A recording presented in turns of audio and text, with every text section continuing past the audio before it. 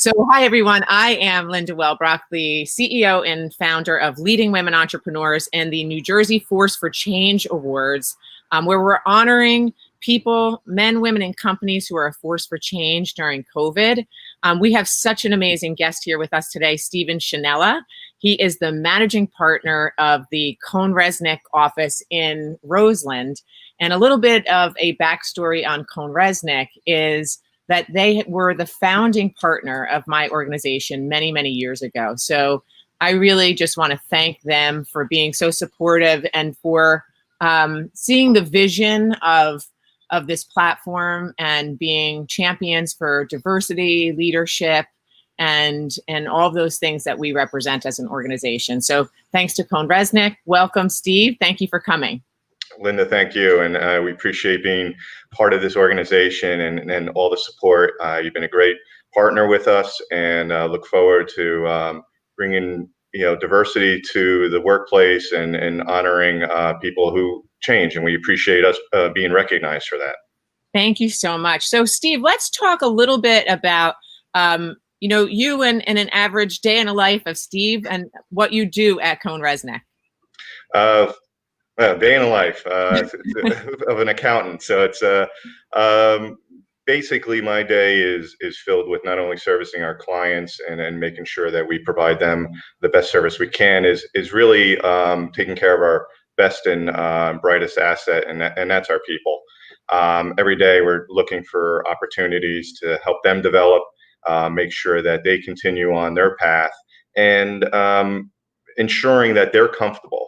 With everything changing and the world we live in right now, they've been throwing a lot of curveballs.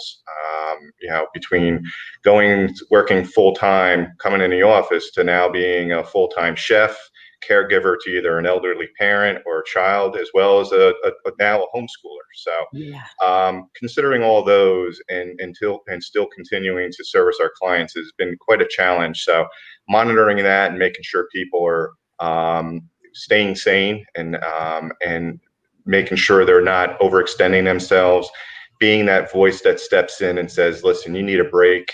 I appreciate the hard work, but you need to take a time to just relax and reset, because we have a lot of dedicated individuals and they keep on churning. The time that came was the middle of our busy season. March is a big time for us, and working virtually and then all of a sudden having those stresses was something important that we had to maintain and make sure that we monitor those people and they weren't burnt out. It's so important, and honestly, that's what leadership is all about, especially in these unprecedented times that we just entered into a whole new world overnight. And so, how has Kohn-Resnick adapted to this virtual world? What are some of the things that you implemented there? Well, working from home, that was something that we were going to do eventually, and leading into that, because as the new workforce comes in, quite frankly, they wanted the flexibility. They wanted to be able to work on our clients and build a career and a path. But quite often we were losing bright individuals because they wanted to take care of their kids or they had other needs and they just couldn't come to the office and work the hours, and they needed the flexibility to work from home. So we started implementing that, and this kind of forced our hand to do that. You can never prepare for this, but we invested in the technology to be able to do that. And March 13th was our last day. We told all the individuals, our CEO announced to the whole firm that we're no longer going to be going into the office. We're going to work from home. And amazingly, in 48 hours, we were fully on board. There were some glitches, but to be honest with you, it's almost seamless. So it was remarkable that we had the infrastructure in place, the technology in place, and people just kind of, settled right in. And it's a good thing. It was kind of forced upon us, but you never know what you can do until you're forced to do it. And I think everybody, when we get through this, is going to appreciate it. I think people are going to continue to work from home, and they'll be able to be flexible, and we'll be able to keep a lot of good talent. I think that's the silver lining in all of this. And do you see that this virtual world is impacting your interaction with your clients, or how has that changed for you? It has, and I'd say for the better. When you go through something like this with your clients in these difficult times, you build a relationship you probably never had before.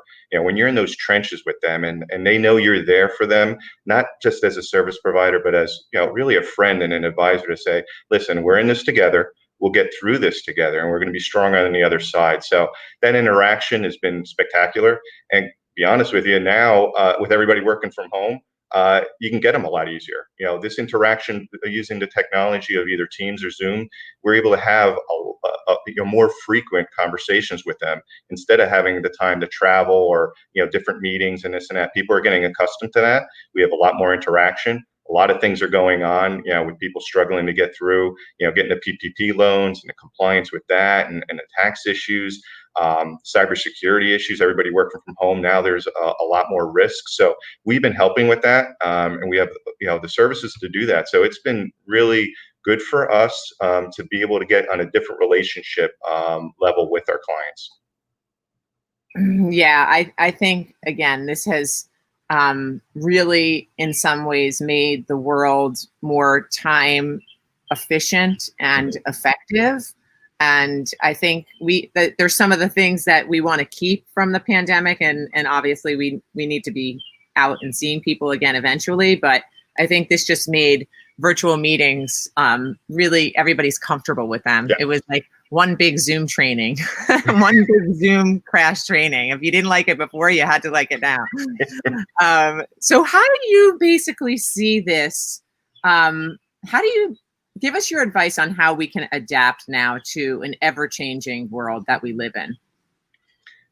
I think it's just understanding that this probably will happen in some degree again, in some way, shape, or form, that we have to be able to be flexible. We have to be conscious of how it's impacting our clients and our people. Try to stay ahead of whatever you can, but it's one of those things: prepare for the worst and hope for the best, right? So you stay ahead and you think about how this would impact. It may not be another pandemic, but it's going to be something, whether it's a technology brownout. How are you going to be able to deal with that? Because there's always going to be some crisis. Now I think we're used to it. We didn't think it can ever happen again. Now you just have to stay ahead of it. And when it does, you need to be there. You need to be there for your clients. You need to call them, make sure that you're there for them, and your people. They need to understand that you're there supporting them. The frequent conversations that you used to be able to do walking around the office are not there anymore. So sending the emails, doing the video conferences, having your lieutenants, like my fellow partners and senior managers and directors, reaching out to those teams and ensuring that, listen, we're going to get through this. We appreciate the hard work. You can never say thank you enough. And really understanding that when it happens again, we'll get through it like we always do. That's right. We are Jersey strong again, for sure. And I'm glad to see that, the mindset of everybody in this state is really what you just said, in such a beautiful way.